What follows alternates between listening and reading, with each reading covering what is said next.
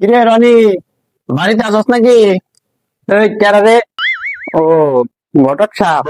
হ্যাঁ, আমি ঘটক সাপ। তুই তাড়াতাড়ি বাইরে আয়। কি গরক স্যার এত ছটফট করতেছেন কে? তোর জন্য পাতি দেখতে দেখতে তো আমার চুল দাড়ি সব পাইকা গেল। নিজের জন্য একটা ভালো মেয়ে এখন পর্যন্ত পাইলাম। কি করবো গরক সাহেব, আপনি তো জানেন আমার একটু লজ্জা বেশি। মেয়ের সামনে গেলে আমার মুখ থেকে তো কোনো কথাই বেরোয় না। হ্যাঁ, জানি তো। তোর এই লাজুক স্বভাবের লিগে আজ পর্যন্ত তোর বিয়া হইলো না। যাই হোক, আজকে কোনো পাত্রী দেখছেন নাকি?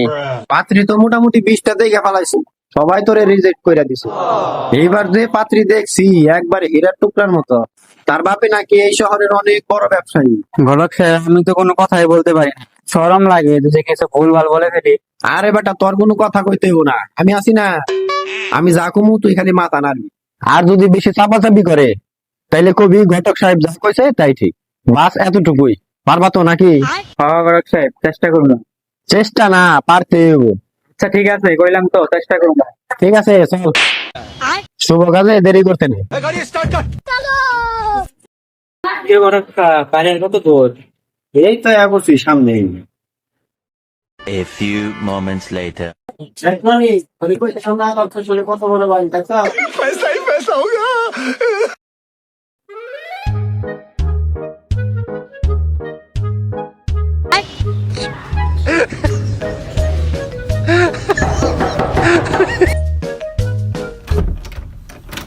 আসসালামু আলাইকুম ফারুক সাহেব। ওয়ালাইকুম আসসালাম, কেমন আছে? আলহামদুলিল্লাহ ভালো, আপনি কেমন আছেন? এই তো আছি এখন। আসেন, ভিতর আসেন। বাবা দিয়ে আসো, ভিতর আসো। বাবা বসে দাঁড়াই, বাবা ওরা খাই বসেন। বাবা তুমি বসো। আল্লাহ, এই না, তা মেয়ে কোথায়? মেয়েকে তাড়াতাড়ি নিয়ে আসেন। এই জমানের মা, তোমার নিয়ে এসো। পত্র খাই যাবে জানিছে। এই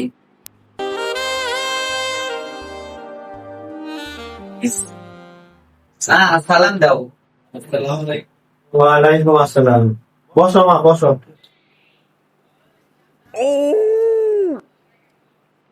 মা, তোমার ঘুমটা একটু খোলো তো।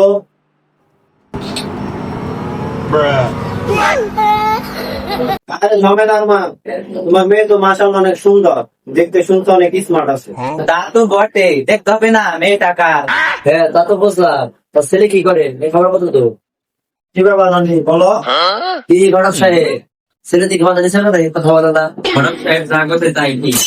আরে বিয়াই সাহেব, ছেলে তো একটু লাজো, আমি বলতেছি ছেলে কি করে। বিয়াই সাহেব, ছেলে তো গ্রামের অনেক বড় কৃষক, তার পুকুর, গোয়াল ভরা গরু সবকিছুই আছে। আর পড়াশোনা তো বিসিএস পাস, রাত দিন শুধু পড়াশোনাই করে, পড়াশোনার টুকাও। কিন্তু আমার মেয়ে তো সবার বড় করেছে করে, অসুবিধা মারাবে তো।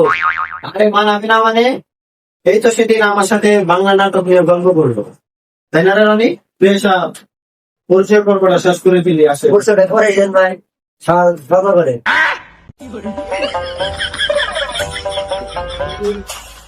বাবাজি তোমার বাবাজি। বিয়াই সাহেব নেন। মা, তুমি একটা নাও। বিয়াই সাহেব, এই যে পাত্র, অন্য হলো রনি, লাজক বটে কিন্তু ফুলের শেষ নাই। আমি ছেলে হলো রনির বন্ধু।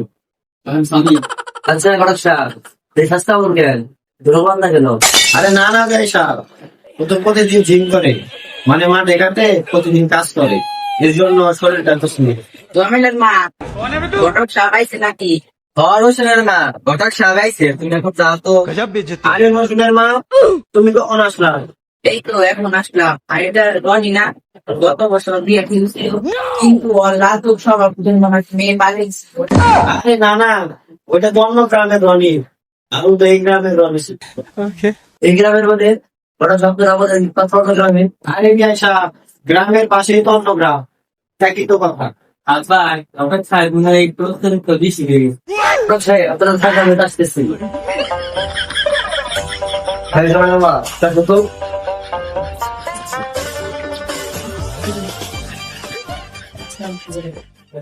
রনি,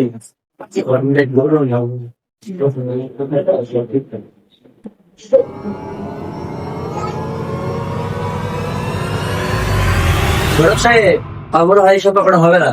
কেন ভাই সাহেব এই সম্পর্ক হবে না তুমি? আরে ঘটক সাহেব রিক্সা কত দিয়েছে বুঝতে কথা বলে না। আরে ইয়ার মুস্তার গাড়ি গেছিল আপনি দাদা করতাম দাদা বলছেন। আরে ভাই সাহেব এটা তো একটু মজা করলাম, আমি তো আসলে আর ঘটক সাহেব আর কথা বলতে হবে না, এবার তো দাদা খাইছেন সব কিছু আমার সাথে এত বেঁধে যাবে। এই আপনি অত বড় সাহস আমার ওটাই কেন ওখান বলেন তাই বন্ধু ভাঙা জীবন কি